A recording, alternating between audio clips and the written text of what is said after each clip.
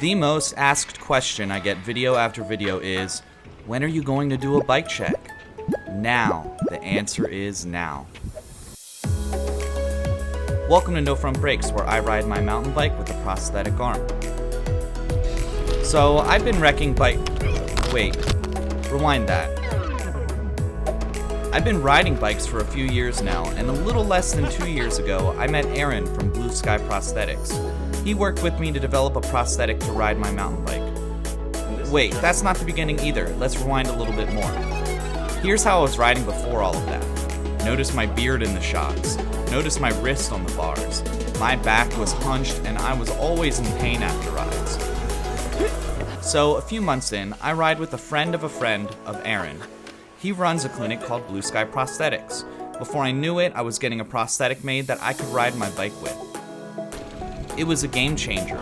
I was able to ride longer, faster, better. I entered my first enduro race. I started traveling. I went to New Mexico, North Carolina, Colorado, Arkansas. Almost 2 years have gone by and I've realized that I haven't done a proper bike check. First, I'll show you how my prosthetic works. Everyone has questions.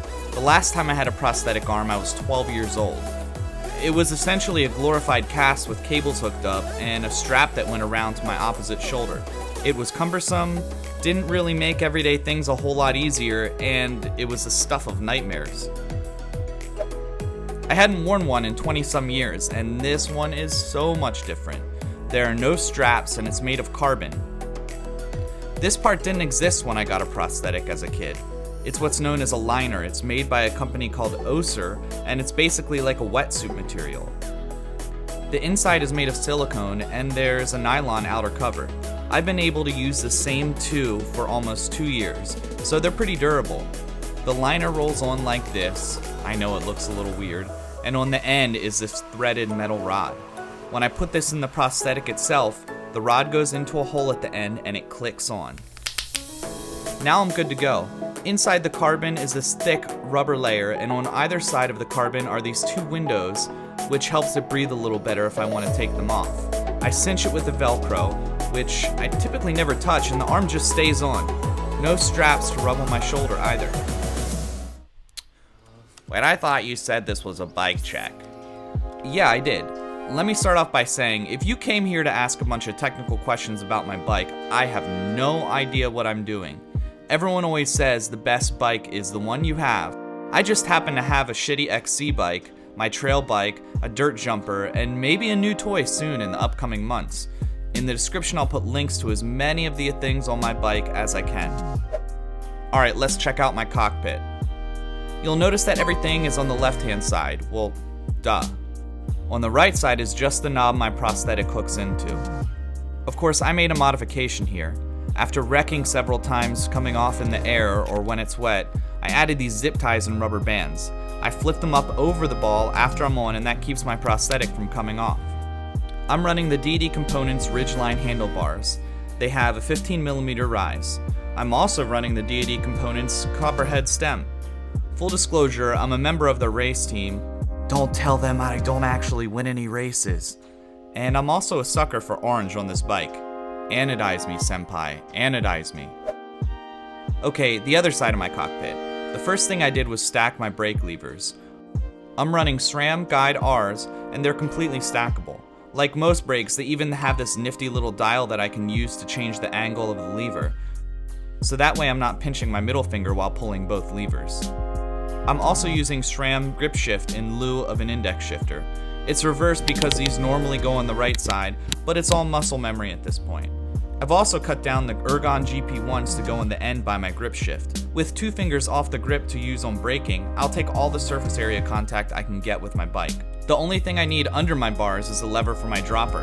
I'm using the Loam lever from PNW, and it's hooked up to the PNW Bachelor dropper. While we're on that part of the bike, my hiney rusts on a DD Components speed trap. A lot of people rave about the seats with the groove, that it doesn't push on whatever nerve runs along your taint, but this is the comfiest saddle I've ever ridden. I haven't really touched the frame itself or the suspension. The 2017 Santa Cruz Hightower came with a RockShox pike fork and a RockShox Monarch rear suspension. I really just let the mechanic set the rebound, and occasionally I check in on the pressure and sag. Someday I'll get around to reading this book and I'll learn how to dial it in.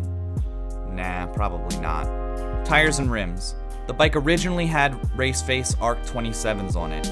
I still have the one up front, but after destroying my third Race Face rear rim, I switched over to stands.